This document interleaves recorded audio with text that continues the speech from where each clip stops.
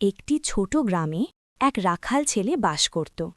প্রতিদিন সে গ্রামের ভেড়াগুলো নিয়ে পাশের সবুজ পাহাড়ে চড়াতে যেত। সারা দিন একা একা থাকতে থাকতে সে খুব বিরক্ত হয়ে যেত। তার সাথে কথা বলার বা খেলবার মতো কেউ ছিল না। একদিন বিরক্ত হয়ে তার মাথায় দুষ্টুমি বুদ্ধি এলো। সে হঠাৎ চিৎকার করে উঠল, বাঁচাও বাঁচাও, বাঘ এসেছে, আমার ভেড়াগুলো খেয়ে ফেলছে। গ্রামের লোকজন লাঠিসোঁটা নিয়ে দৌড়ে পাহাড়ে চলে এলো, কিন্তু গিয়ে দেখে কোথাও কোনো বাঘ নেই।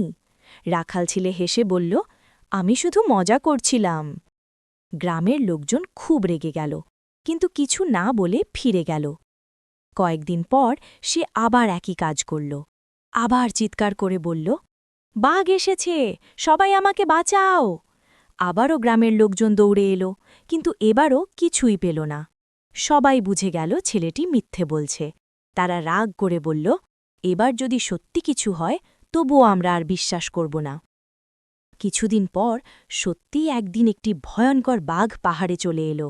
বাঘটি ভেড়াগুলোর ওপর ঝাঁপিয়ে পড়ল। রাখাল ছেলে ভয় পেয়ে কাঁদতে কাঁদতে চিৎকার করতে লাগল, বাঁচাও, সত্যি বাঘ এসেছে, কেউ আমাকে সাহায্য করো। কিন্তু গ্রামের লোকজন তার কথা আর বিশ্বাস করল না। তারা ভাবল সে আবার মজা করছে, তাই কেউই সাহায্য করতে এলো না।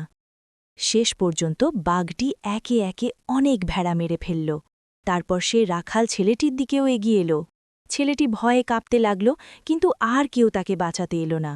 শেষে বাঘটি তাকে আক্রমণ করে এবং তাকে মেরে ফেলে।